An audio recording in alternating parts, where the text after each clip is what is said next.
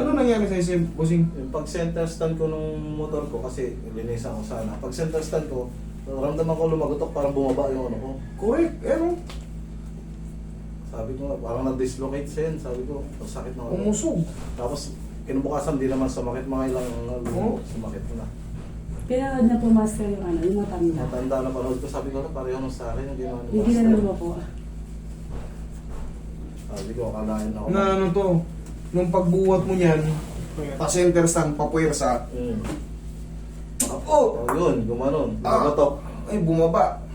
Yan sabi ko, Pero syempre, dapat, ang gagawin nyo ron, ipitin nyo ng tawel dito, o ipitin nyo ng kamay. Ganun nyo. Pero sa bagay, pag hindi nyo hindi alam, ko alam eh. Baka mapasama ka eh. pag hindi nyo alam, bumaba yung balikat mga idol. Ilang araw na to?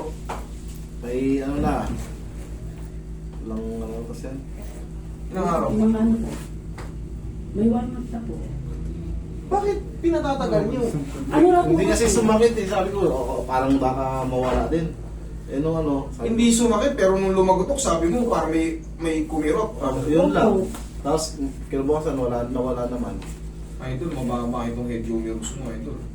Alam mo yung tsura niya, tingnan mo ha, ikukumpara ko ha. Dapat ang head humerus mo, ganito. Pero ito kasing, ano ko, collarbone ko, balik ito dati. Ito.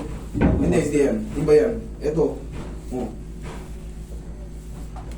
Dapat nakadikit. Tsaka dito sa ano mo, sa isang view, ayun, layo. Bumaba. Yan yung sigurong unang shots na ano. Yung collarbone naman, makakapako rin yan kung balik o putol.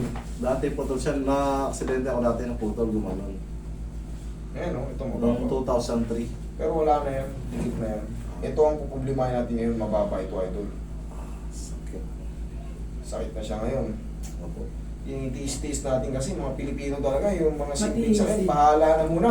Baka mawala rin sa mga susunod na araw. Pero, ayaw pa mawala. Yung isa kanina, oh, 1 taon niya, nandyan lang, tinitiis-tiis niya lang. Kasi kaya pa raw, kaya pa. Hanggang sa namanid na yung balakang niya. Tigasan mo, idol, pamewang mo. Sige, tigasan mo. Tapo ka sa akin. Yan. Yun, thank you. Ganun na ganun kalakas. Sabi ko nga po, Bakas, oh. sabi ko nga po master, ba't parang ako kinakabahan sa'yo? Narinig ba dyan? Opo.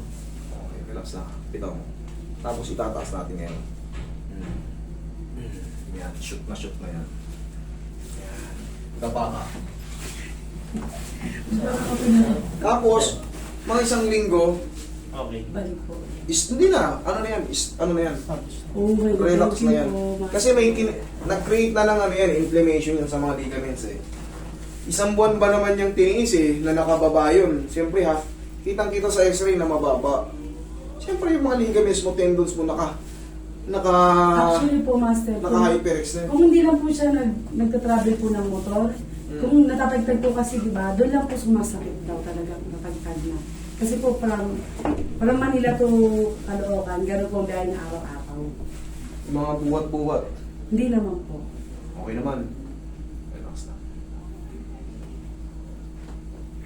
Sa susunod nito, hindi na maangat yan. Sobrang pamamagana ng ano, ng mga tendons and muscles, ligaments. Sarap na. Okay, massage mo na rin yung likod mo siya.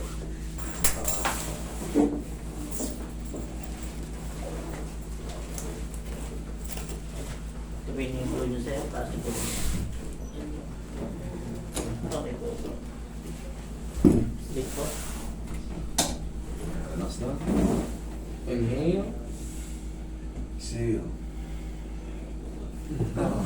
Sarap. Kasi nagkaroon to ng ano eh, mild dislocation, hindi siya talagang full dislocation na yung bumaba talaga yung head humerus. Dito sumiksik sa kilikili, hindi. Nagkaroon lang ng bumaba. Pero, mas madali ito. Huwag nyo lang patagalin pag ganito, baka masanay yung ligaments and tendons yun na nakaladlad.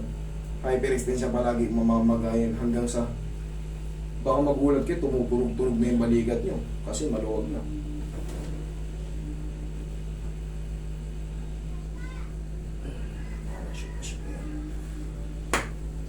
Ay, tama.